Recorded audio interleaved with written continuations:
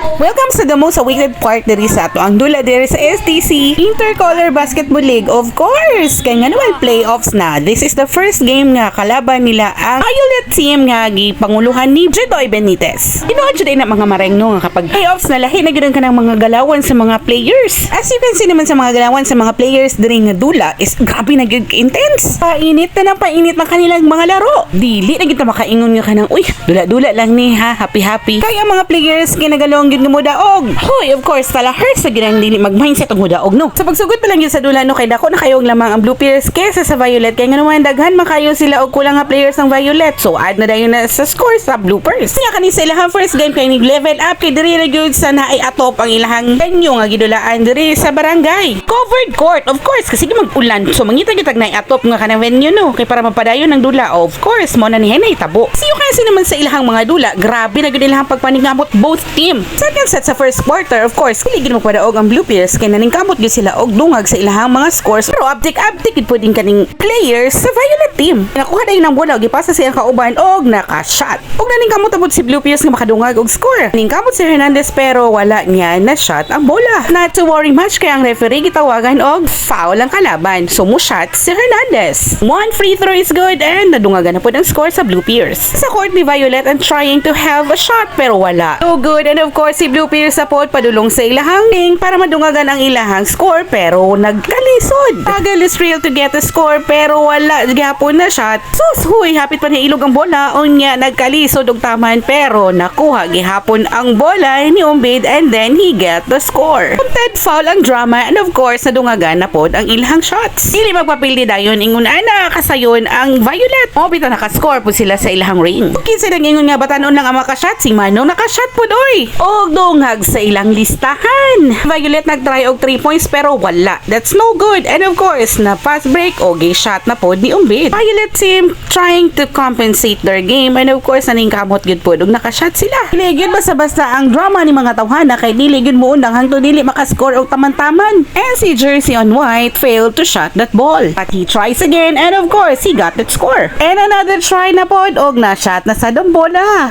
Meet yun kay niya height advantage. Og tanawan ninyo mga galawan ni Hero kay naka-shot siya 3 points. Talaga makabenta og kanang lugar unya maka pulso dayon aw gura dayon oy shot dayon ang bola. Og nag-turnover na pod through that steal ni Kate Bryan and of course ni he drives and of course get that shot. Kilig man sa dang mama mo tanaw sa dula sa anak oy. Another turnover og si Badik na pod no doy ang naka-shot sa bola. Pero kaning dula ano kay apil na gyud ni kanang parte sa Blue Pairs kay malas si Jedoy Benitez. Dili man maka-shot. Struggle is real kayo sa iya kay nagkalisod siya shot at mga panahon na. Daghan siya error sa iyang mga shots ani nga game. Of course, advantage kina sa Blue Pairs no kay nganuman makadungag na sa kalamangan nila sa score. Na naman yun na kay ang lasan sa imuhang kalaban aw imuha po ng kadaugan. Hoy! Unta perminti. Nawa ni si Plaza o dili basta-basta. Maayo pud kay iyang pihit sa bola. Another dagandagan na naman kay turnover na pod. Another silip score sa Blue Pairs. Another missed shot na pod sa mga taga-Violet og nalipay na pod si Blue Pairs kay nadungagan na pod ang ilahang lamang. Pinalupad nga shot ni Doy. Na-counted foul pa gyud. Tungag na pod sa listahan sa Blue Pairs nga score. Doy moves and of course ako siya counted foul. Imposible nagdili niya na shot ang kanyang free throw sa iyang home court advantage. Aside sa hawd-hawd na siya mag-free throw ang home court advantage akong giingon kay perminti man siya diri nga court. Another shot na po ni Plaza tanawan ninyo ha. Mupihit na po na siya karon. Tanawa og iyang na shot ang bola. Naang uyab di Plaza nagtanaw sa iya karon sa iyang dula no sige gyud siya singgit mo gawas ng iyang tinggil. Uy, ikaw daw. Ano daw makita nimo imong uyab nga maka-shot perminti. Di ba ka makilig? Uy, kung ako makilig ko uy. Stop. So, calling sa mga uyab aning duha si Plaza ug si Hernandez. Napay Umbid. Ayun ang giduwa pahalata sa mama ni Hernandez. Kimutan, gid siya sa dula siyang anak. Uy, issue 101. Ay, rin na lang yun sa makusian ang kilid. Focus sa dula, si pakilig-kilig dira. Kay kaning dula sa basketball lagi no kay physical man ni siya nga dula og of course game of minds man ni og strategy pero ni sumbong gid ako ang anak kay naday ni try og strategize nga dugo lang ihang emotion para mawala siya sa focus sa dula. Uy, nga tawa na lang yun mi kay sugod pa lang sa una. Ana dami ang emotional blackmail charot. Blackmail dili uy. Emotional twists and turns ba kay para mawala kasi mo focus sa imong ginahimo. Isa gid ba yan sa pinaka-importante nga mindset sa isa ka player nang di ka magpadala sa istorya sa imong kalaban. Og magpadala ka pildi ka. Pildi ang masuya ang mapildi. Hoy, maruya lang amo dili masuya. Pagkita mo itong nice pass ni Pansit kay ayan aliling mga ganong galawan, napaka-nice tingnan. Kung pasahan ay rapod ang istoryahan, di gina mapildi ang bloopers, kaya mo pasa man yun na. Mga movements. Usahay man gani, magkamali pa si bloopers, mapasahan ang kalaban. Hoy! Nasubraan og pasa, besh. Ang mga galawang paghahatid ng bola sa ring ay napakaganda, parang ikaw lang maganda. Sa paningin ng iyong ina. Hi!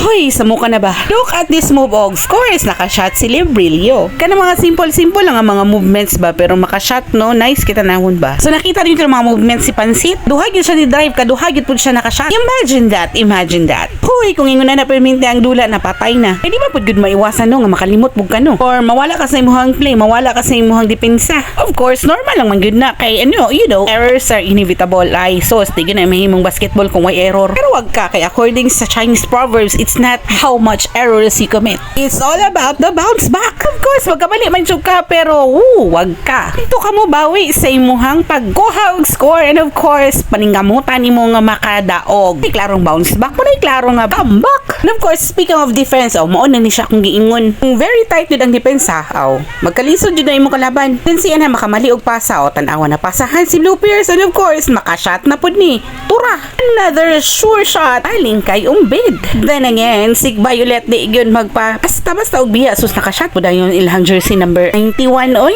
Pero tuloy ang laban ni Blue Pierce kaya nakakuha po siya og another sure shot sa free throw. Laban kung laban ang lahat ng mga players ng dalawang kupunan na ito. Kung makashot si Violet, makashot mo din si Blue Pierce. Unya makashot si Blue Pierce, shot mo din si Violet. Ana lang yun ang tirada. Walang sukuan, laban kung laban. Ay do. Mao jud ni ang power sa playoffs. Mo na gini siya tinuod nga playoffs gyud. Dili na gid mapunggan ang power sa playoffs oy. Pero na gid kay mga tensyonado ang mga players. Kay parehas man sila og goal, gusto man sila mudaog. Unya ang goal pud sa Blue Pierce ani nga time kay mas mutaas pa ang ilahang lamang. Ug ang goal ni Violet kay makaapas sa kalamangan sa Blue Pierce. Wait, advertise na gwapo nga mulabay, charot. Mga nakaila atong nilabay nga gwapo comment this comment section. Oy, grabe naman pud mo, hindi mapud mo comment. Kasi you can see naman sa video nakakuha si Pansit og foul og ni shot siya sa free throw. Ang bola na sa Violet team og sa dihang naning kamot nga makashot si Mr. Agamon but missed that shot. Naagi mga ingon-ani nga mga ligid-ligid ang drama.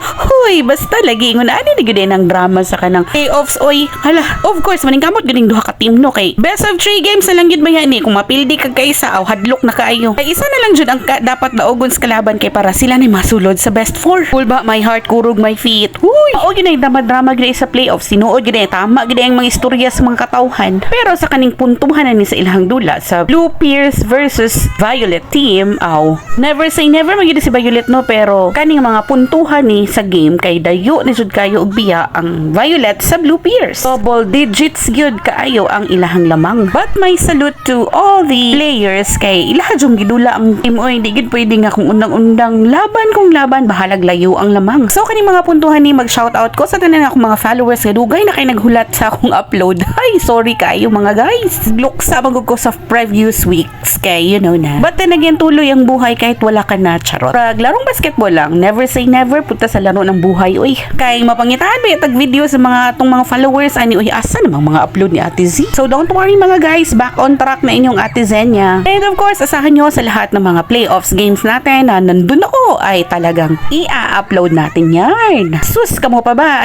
Kuyaw kayo mo. Lakas kayo sa kuha. Og tutuki lang ang mga players sa mga time. Si Team Violet naningkamot og double time, pero si Blue Pierce, they are taking their time. And another tumba-tumba this moment.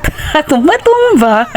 Mga ingon ana nga mga moments kay mga lamas ra gyud na sa dula. Ingon ko nga nag-double time kay naningkamot pa gyud nga makadungag sa score si Violet, pero si Blue Pierce naghinay-hinay na og liho kay para makakonsume og maximum sa ilahang time kay hapit naman na human ang dula ug ang oras hapit na pud na human. Og wa pa gyud gialang-alang naka 3 points pa gyud si Doydoy Badik sa kanang ice pass ni Umbid sa iyaha. And of course, look at that. That's a good shot na 3 points of course. Dagdag sa lamang ni Blue Pierce. So sa puntong ito ay klarong-klaro na ang daugan sa Blue Pierce versus Violet. So see you sa next game. Ay naa pa may isa ka sangka nilang duha. I can't wait talaga kung sino ang mananalo sa kanila at magiging pasok sa Final Four. So congratulations Blue Pierce. See you again sa next video. Bye. Of course, please follow, like, and share.